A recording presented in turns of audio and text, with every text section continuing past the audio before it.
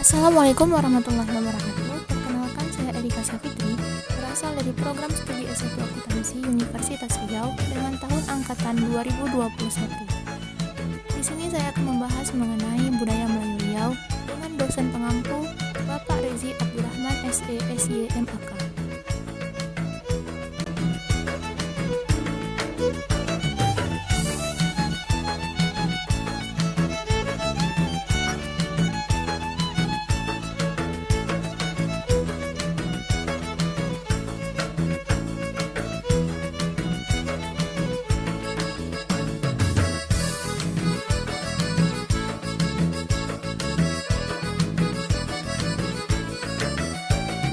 Bismillahirrahmanirrahim.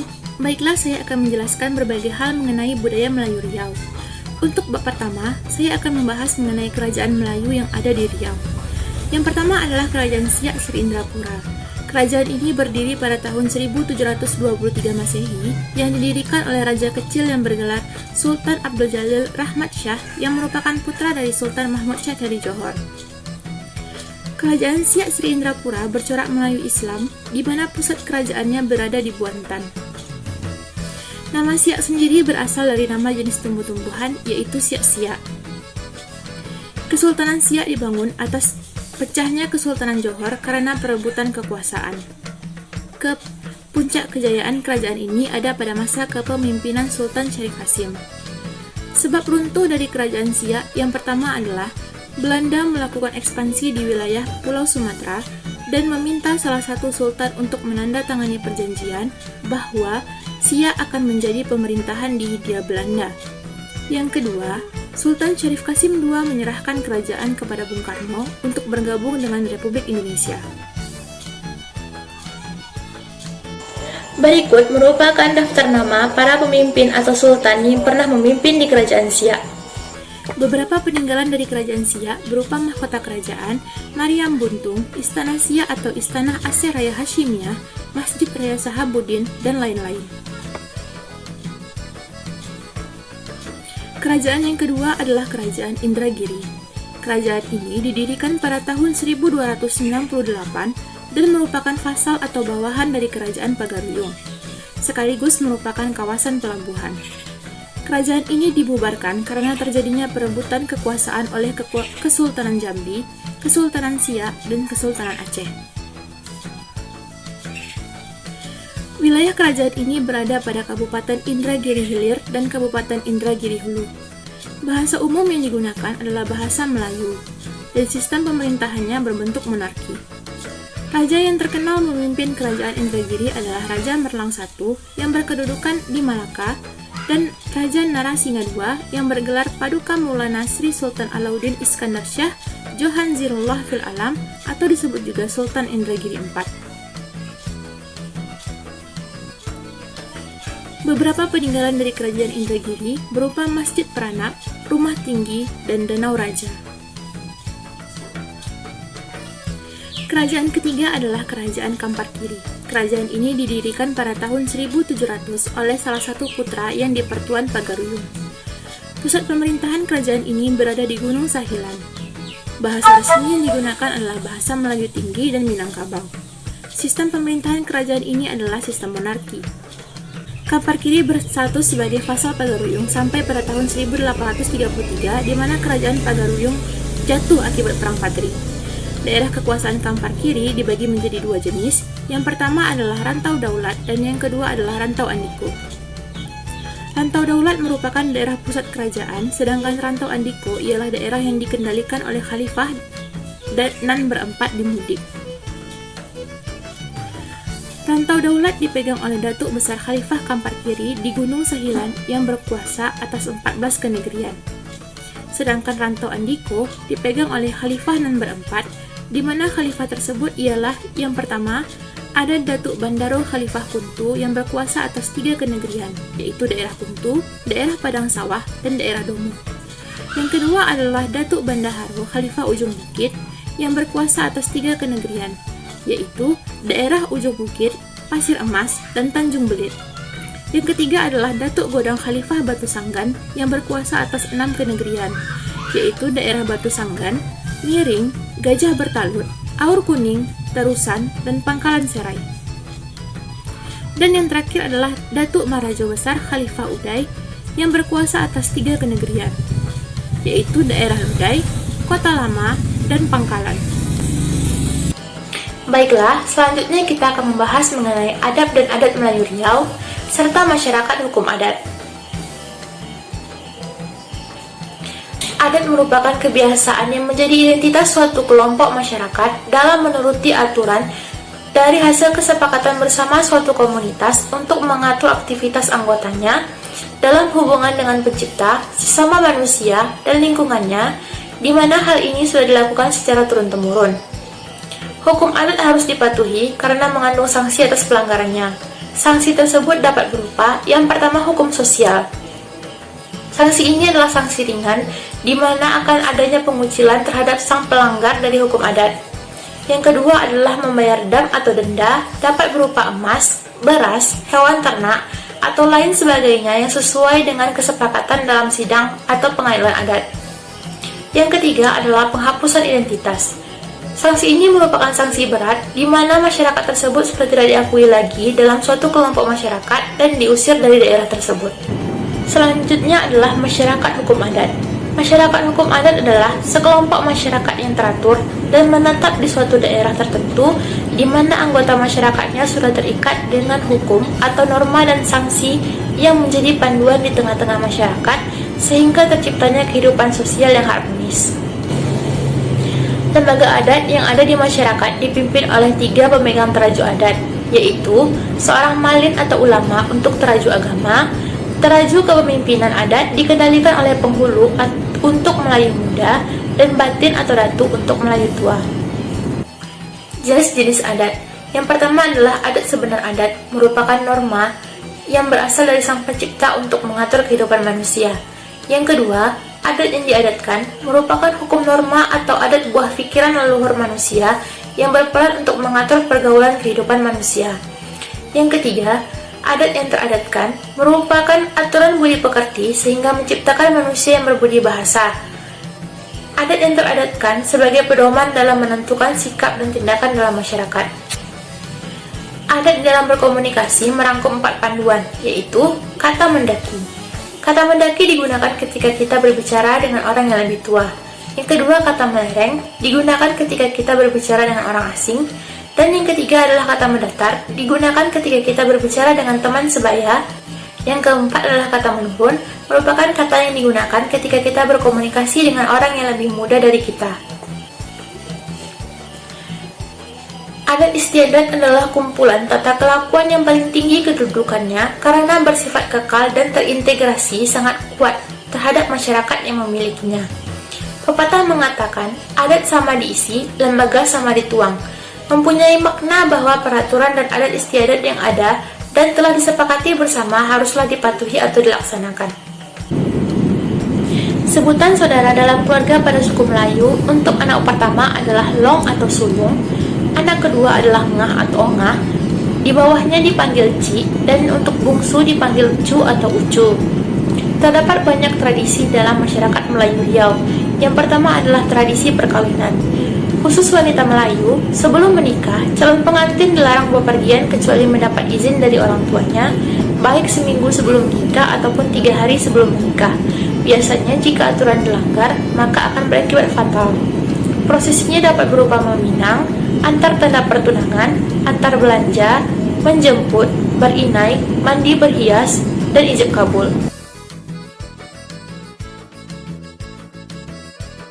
Selanjutnya adalah tradisi pakaian Melayu Riau. Untuk wanita, yang pertama ada baju kurung. Biasanya dipakai oleh kaum perempuan di segala usia. Memiliki lengan baju yang panjang dan biasanya dipadupadankan dengan kain songket dan kalung emas. Tidak lupa pula menggunakan selendang sebagai atribut untuk menutupi kepala. Yang kedua adalah kebaya labuh. Kebaya ini biasanya dipakai bersama dengan kain bermotif batik atau songket sebagai bawahannya. Untuk memperindah tampilan, perempuan Melayu juga sering memadupadankan dengan perhiasan emas hingga aksesoris seperti tas dan kipas. Untuk pakaian adat pria, disebut baju teluk belanga, terbuat dari katun atau bahan lain yang berwarna polos dan diproduksi setelan bersama celananya. dengan atribut kain sampin berupa kain songket dan menggunakan tancak atau peci. Rancangan baju Melayu berawal dari 700 tahun yang lalu, di mana Sultan Malaka II dan Sultan Muhammad Syah menginginkan adanya busana resmi kerajaan. Makna di balik baju Melayu pria, terdapat 5 kancing baju melambangkan rukun Islam. 5 kancing tersebut terletak 3 di dada dan 2 di kerah. Lalu terdapat 3 saku baju yang melambangkan akidah atau kepercayaan, Islam, dan ihsan. Sampin atau kain songket melambangkan kesungguhan menjaga syahwat, aurat, dan kehormatan. Memakai sampin di atas lutut bagi yang bujang dan memakai sampin di bawah lutut bagi yang sudah menikah. Secara umum, harta di dalam adat Melayu dikelompokkan menjadi 3 bagian, yaitu yang pertama harta soko adalah harta yang diwariskan secara turun-temurun dari generasi ke generasi. Harta bujang merupakan harta suami yang didapat sebelum menikah, sedangkan harta tepatan merupakan harta pihak istri yang didapat sebelum menikah. Harta bersama merupakan harta yang didapat secara bersama-sama setelah menikah. Harta bersama adalah kekayaan yang dihasilkan oleh suami dan istri, dengan kata lain tidak dapat dibedakan lagi karena dengan tujuan untuk kepentingan rumah tangga dan masa depan keturunan. Tradisi pewarisan harta dalam adat Melayu. Hukum waris yang berlaku di dalam masyarakat Melayu Riau menggabungkan hukum waris adat dan hukum waris Islam. Proses pewarisan dilakukan apabila seseorang sebagai pemilik harta telah meninggal dunia. Di dalam hukum waris adat, anak laki-laki dan anak perempuan mendapat bagian yang sama, bahkan cenderung dihibahkan kepada anak perempuan. Di dalam hukum waris Islam, anak laki-laki memperoleh bagian 2 kali lipat dari bagian anak perempuan. Untuk anak angkat, tidak ditetapkan sebagai ahli waris, tetapi berhak menerima hibah atau wasiat dari orang tua angkatnya. Selanjutnya adalah struktur pemerintahan masyarakat adat Melayu Riau. Yang pertama adalah Sultan, seorang pemimpin pemerintahan dan menjadi orang yang paling dihormati dalam hukum adat Melayu Riau. Yang kedua adalah Kedatuan Sejawat, merupakan pejabat sekelas menteri yang membantu pengambilan keputusan Sultan dan penghulu besar. Yang ketiga adalah Hulu Balang, merupakan pengawal Sultan dalam kondisi umum dan khusus. Yang keempat, Kedatuan Kelompok, merupakan pemimpin kelompok yang ada di bawah pemerintahan Sultan. Yang kelima, penghulu besar ditunjuk langsung oleh Sultan. Yang keenam, penghulu kecil di bawah penghulu besar dalam pengelolaan suatu wilayah kekuasaan. Dan yang terakhir adalah ritual keagamaan yang dipegang oleh Datuk Kadi, Datuk Labai, Datuk Pakih, dan Datuk Malin. Yang berikutnya adalah sistem keangkuhan untuk penyelesaian masalah. Apabila terjadi masalah yang berada di wilayah hukum adat, maka penyelesaiannya melalui pengadilan adat. Sidang adat biasanya dipimpin oleh datuk para penghulu. Proses pengadilan tersebut bersifat terbuka, artinya masyarakat memiliki kesempatan untuk memberikan masukan dan saran atas masalah yang ada. Lalu ada hak masyarakat adat. Yang pertama adalah untuk mengelola dan menjaga lingkungan hidup dari kerusakan serta merehabilitasi setelah mengambil manfaat lingkungan tersebut. Yang kedua, mendapatkan perlindungan atas kearifan lokal dalam pengelolaan sumber daya alam dan sumber daya lingkungan yang berkelanjutan. Yang ketiga, untuk mendapatkan informasi, pendidikan, pemberdayaan, dan pelatihan terkait pengelolaan lingkungan yang berkelanjutan. Yang keempat, untuk menentukan atau memberikan persetujuan terhadap pengelolaan untuk kepentingan pembangunan terhadap wilayah pengelolaan sumber daya alam yang menjadi milik masyarakat hukum adat. Dan yang terakhir adalah memperoleh pemulihan lingkungan hidup di wilayah adat yang mengalami kerusakan akibat pengelolaan oleh pihak lain. Nah, untuk bab selanjutnya, kita akan membahas mengenai atur tata cara kehidupan masyarakat Melayu dan sistem kepemimpinannya. Atur tata cara kehidupan masyarakat Melayu Riau. Kehidupan masyarakat Melayu diatur oleh adat istiadat Melayu. Adat merupakan peraturan yang dilaksanakan secara turun-temurun dalam sebuah masyarakat sehingga menjadi hukum yang harus dipatuhi. Sementara istiadat adalah peraturan atau cara melakukan sesuatu yang diterima sebagai adat. Adat dan istiadat memiliki hubungan yang rapat dan dipandang sebagai alat yang berupaya mengatur kehidupan masyarakat yang bertujuan untuk mencapai kesejahteraan dan kerukunan hidup. Adat istiadat berfungsi untuk mengatur hampir seluruh kehidupan, memberikan arahan dan landasan dalam semua kegiatan, mulai dari hal yang besar sampai kepada hal yang paling kecil. Adat mengajarkan seseorang untuk menjadi manusia yang beradab, bersopan santun, toleran, saling menghormati, dan tolong-menolong agar dapat menciptakan suasana kerukunan dan menciptakan kedamaian dalam kehidupan bermasyarakat, berbangsa, dan bernegara. Ungkapan adat Melayu menjelaskan, biar mati anak, jangan mati adat, mencerminkan betapa pentingnya eksistensi adat dalam kehidupan masyarakat Melayu. Di dalam atur cara kehidupan masyarakat Melayu Riau, terdapat yang namanya tunjuk ajar. Tunjuk ajar merupakan pernyataan yang mengemukakan petuah, nasihat, dengan tujuan sebagai pembentukan jati diri dan moralitas masyarakat Melayu. Berikut beberapa tunjuk ajar Melayu. Yang pertama, takwa kepada Tuhan. Bunyi tunjuk ajarnya adalah, apa tanda Melayu jati, bersama Islam hidup dan mati. Apa tanda Melayu jati, Islam melekat di dalam hati. Apa tanda Melayu bertuah, sebarang laku menurut sunnah. Apa tanda Melayu bertuah, hidup takwa kepada Allah.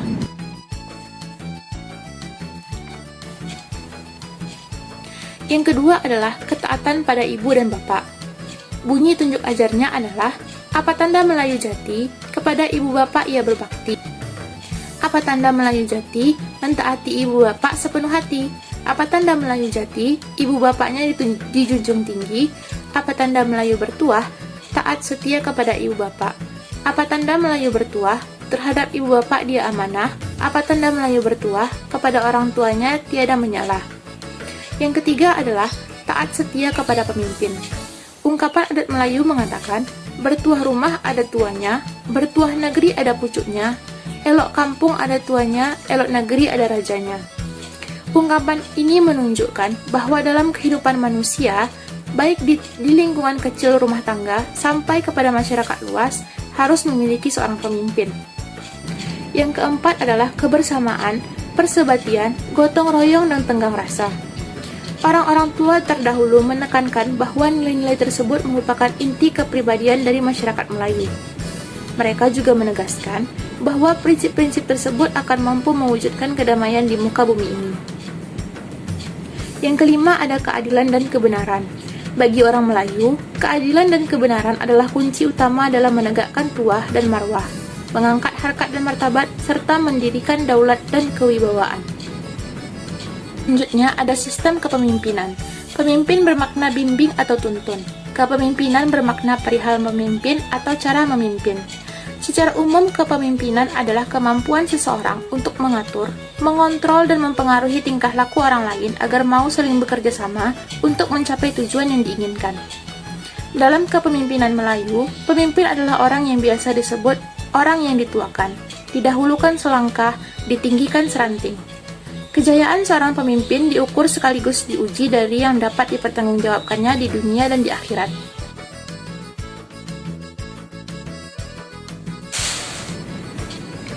Di dalam adat Melayu, peran pemimpin digambarkan sebagai berikut. Yang pertama, memberi kata putus, di mana dia menentukan sebuah keputusan terhadap suatu perkara. Yang kedua, meminta keadilan, dan yang ketiga, memperbaiki. Selanjutnya adalah pakaian batin pemimpin. Pakaian batin bermakna sifat-sifat dan kesadaran di dalam diri seorang pemimpin. Di antaranya, kejujuran, aturan, akal budi, keteladanan, keelokan, kelapangan hati, kesederhanaan, menenggang, dan kesabaran dan keuletan.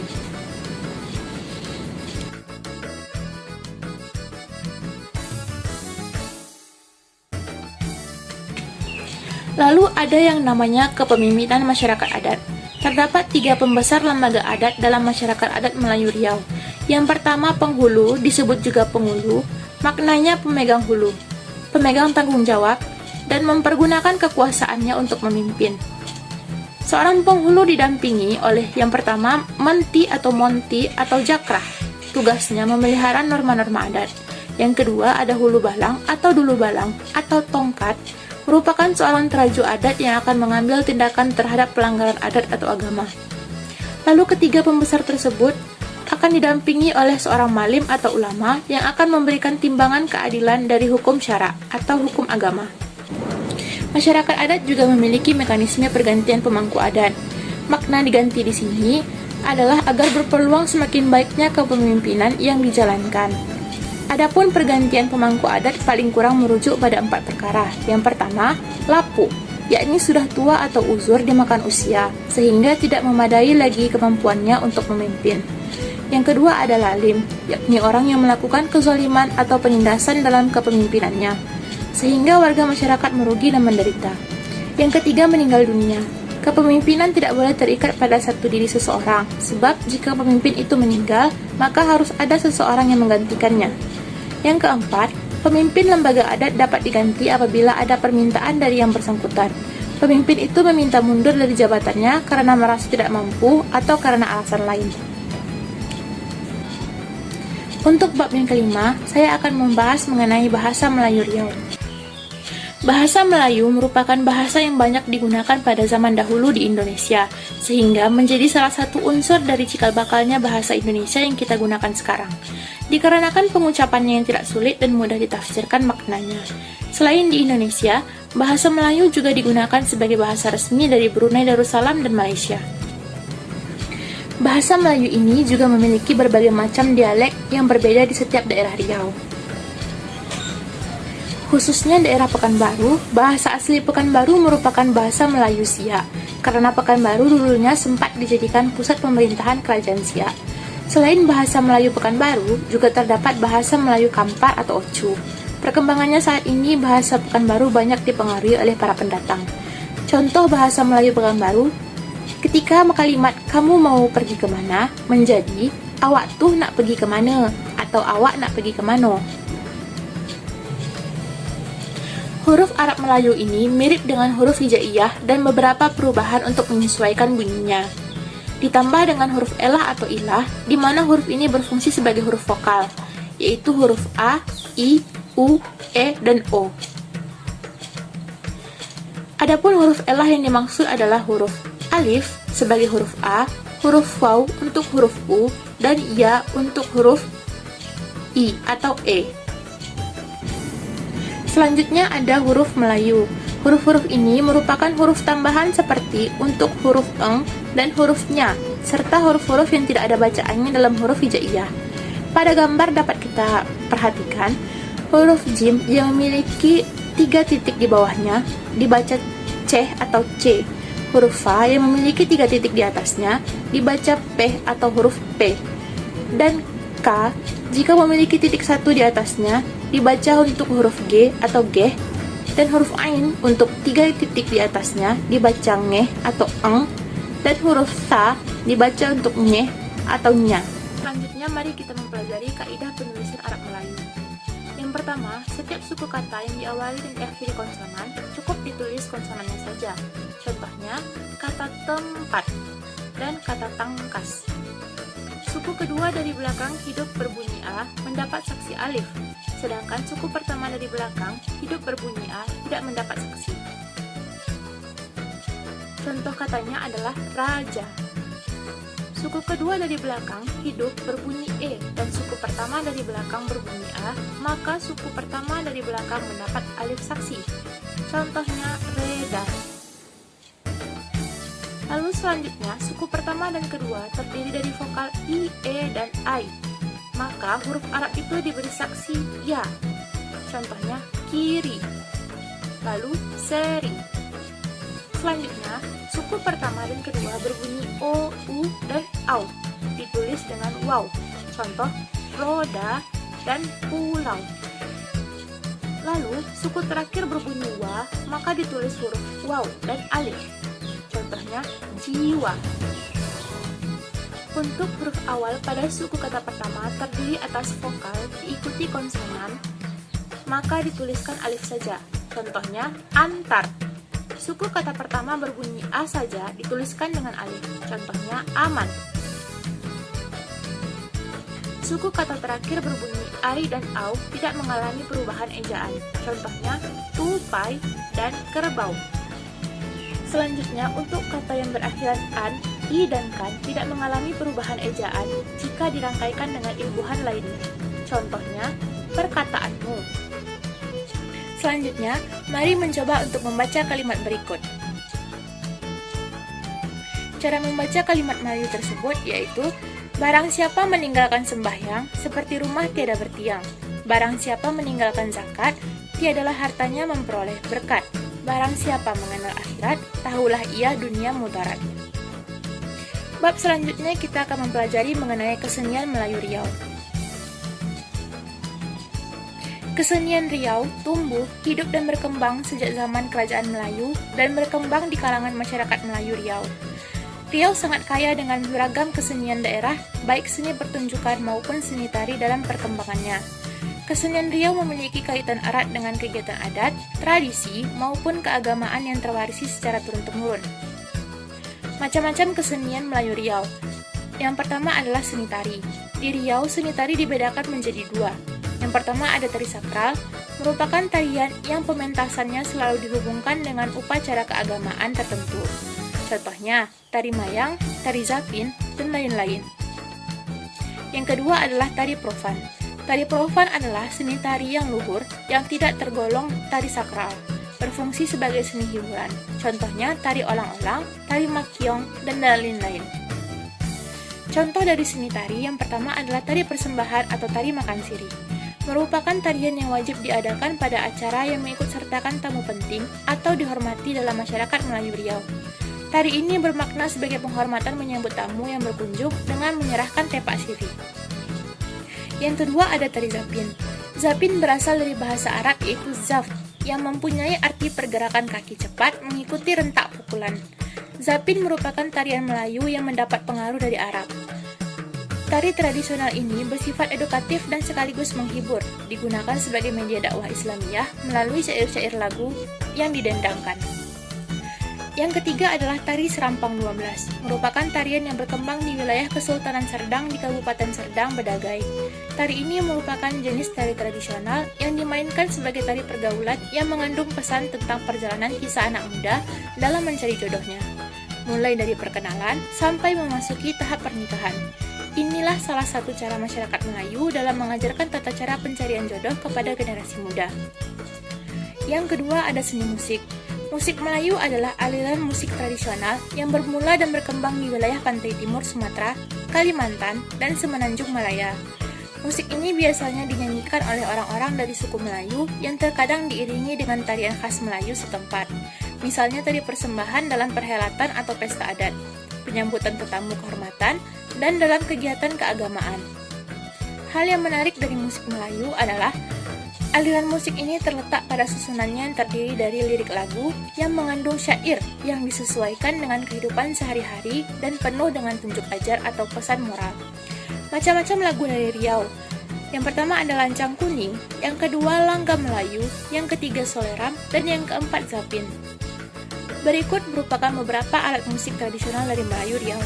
Yang pertama ada gambus, yang kedua ada gendang silat, yang ketiga ada gong, dan yang keempat ada nafiri. Yang ketiga ada seni ukir. Yang pertama ada motif lebah bergayut. Corak motif lebah bergayut biasanya ditempatkan pada bagian atas bidang ukir, tenunan, ataupun songket. Motif lebah bergayut mencerminkan tentang rumah lebah madu yang biasanya menggantung di dahan pohon. Hal ini mengingatkan bumi Melayu Riau dahulunya sangat kaya akan pepohonan besar dan sebagian dijadikan tempat menggantung rumah lebah. Yang kedua adalah motif pucuk rubung. Corak motif ini melambangkan harapan baik sebab bambu merupakan pohon yang tidak mudah rebah oleh tiupan kencang angin sekalipun. Motif pucuk rebung ini biasanya ada dalam setiap kain songket sebagai kepala kain atau tumpal kain. Maksud agar si pemakai selalu mempunyai keberuntungan dan harapan baik. Yang ketiga adalah motif kelup pakis. Nah, motif ini menjelaskan tentang liak-liuknya dari tanaman pakis. Yang keempat ada seni teater. Teater dalam arti sempit dideskripsikan sebagai sebuah drama, perjalanan hidup seseorang yang dipertunjukkan di atas pentas, disaksikan banyak orang dan berdasarkan atas naskah yang tertulis. Sedangkan dalam arti luas, teater adalah segala adegan yang diperankan dan dipertunjukkan di depan orang banyak. Banyak sekali teater klasik yang dijumpai di Riau seperti Makiong, Mendu, Memanda, dan lain-lain. Untuk bab ketujuh, kita akan mempelajari mengenai tradisi lisan dan tradisi tulisan. Yang pertama akan mempelajari mengenai pengertian tradisi lisan dan contohnya. Tradisi lisan adalah penyampaian informasi yang dilakukan dari mulut ke mulut, dari satu generasi ke generasi. Informasi tersebut disampaikan dalam bentuk pidato, cerita rakyat, nasihat, balada, ataupun lagu. Dalam masyarakat Melayu, tradisi lisan merupakan hasil dari ekspresi masyarakat seperti tukang cerita, pemantra, ungkapan dan petata petitih, ataupun basi cuang. Basi cuang merupakan tradisi lisan kebudayaan masyarakat suku Melayu Kampar yang berbentuk pertunjukan untuk menyampaikan maksud dan tujuan secara terselubung. Biasanya dilakukan pada saat upacara adat pernikahan atau pemberian gelar datuk. Bahasa yang digunakan dalam kegiatan basi cuang dipahami sebagai ungkapan pesan yang dinyatakan dalam bentuk perumpamaan, petata petitih, pantun, dan kiasan adat. Lalu ada cerita rakyat. Cerita rakyat yang berasal dari Melayu yang pertama ada Putri Kacamayang yang menceritakan tentang asal mula Pekanbaru. Yang kedua ada legenda Silancang yang berasal dari Kampar. Yang ketiga adalah legenda Mambang Linau. Dan yang keempat adalah legenda Ikan Patin. Selanjutnya ada lagu Melayu, yaitu lagu dengan judul Dodoi atau Lulabis yang merupakan tradisi lisan orang Melayu.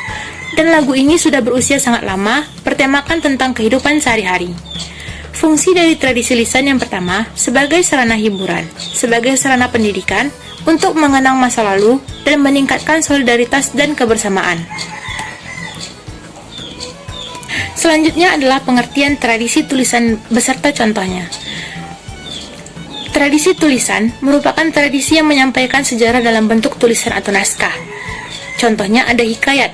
Dalam tradisi Melayu, hikayat menceritakan tentang kehebatan dan kesaktian yang dimiliki oleh raja, orang-orang suci, dan lain-lain.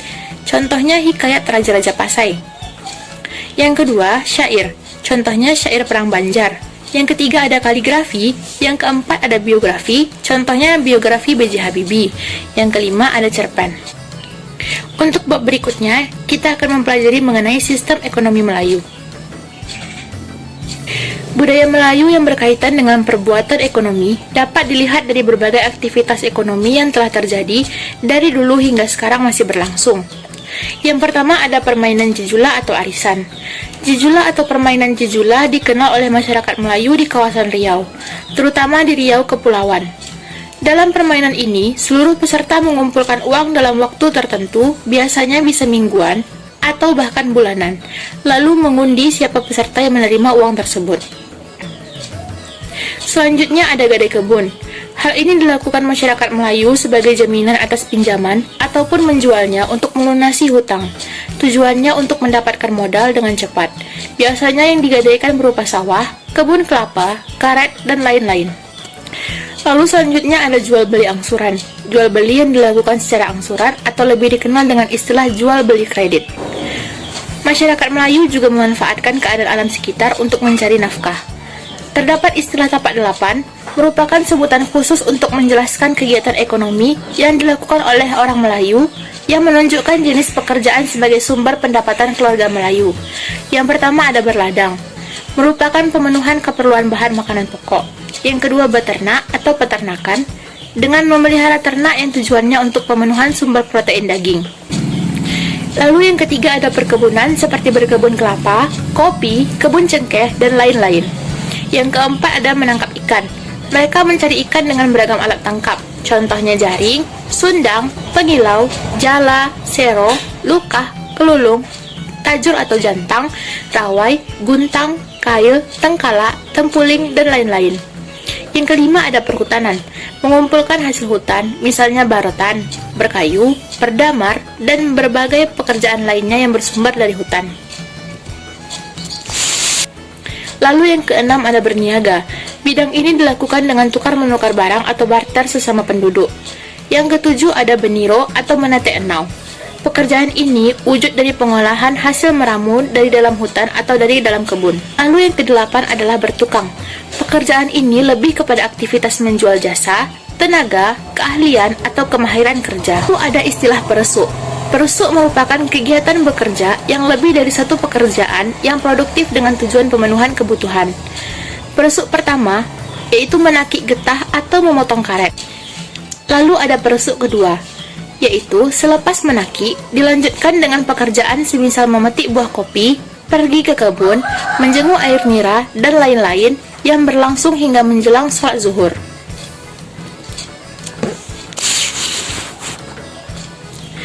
Lalu ada perusuk ketiga. Sesudah zuhur dan makan siang, ada yang melakukan pekerjaan lain, misalnya mengambil daun rumbia hingga masuk sholat asar. Lalu ada perusuk keempat. Setelah asar dilanjutkan dengan mengolah daun rumbia untuk dijadikan atap atau menumpuk kopi yang sudah dijemur dan sebagainya.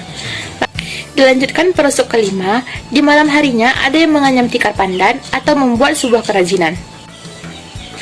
Bab ke-9 yang akan dipelajari adalah mengenai ekonomi Melayu era global dan etos kerja masyarakat Melayu.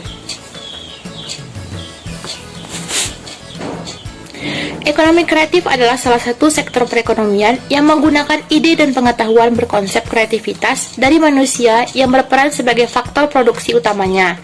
Dan inovasi dari ekonomi kreatif ini terbukti dapat meningkatkan perekonomian negara. Bentuk ekonomi kreatif masyarakat Riau. Yang pertama di bidang kuliner, ada bolu kemojo, merupakan kue khas Melayu dari Riau yang sering disajikan saat hajatan, buka puasa, atau perayaan hari-hari besar seperti Lebaran. Yang kedua ada kue asidah, merupakan sajian kue yang berempah yang diadaptasi dari hidangan Arab. Yang ketiga ada roti jala, biasanya makanan ini disuguhkan dengan kuah kari kambing dan acar nanas. Selanjutnya dari sektor wisata, yang pertama ada Istana Siak, dan yang kedua adalah Museum Sang Nila Utama. Museum Sang Nila Utama merupakan sebuah museum daerah yang berlokasi di Pekanbaru.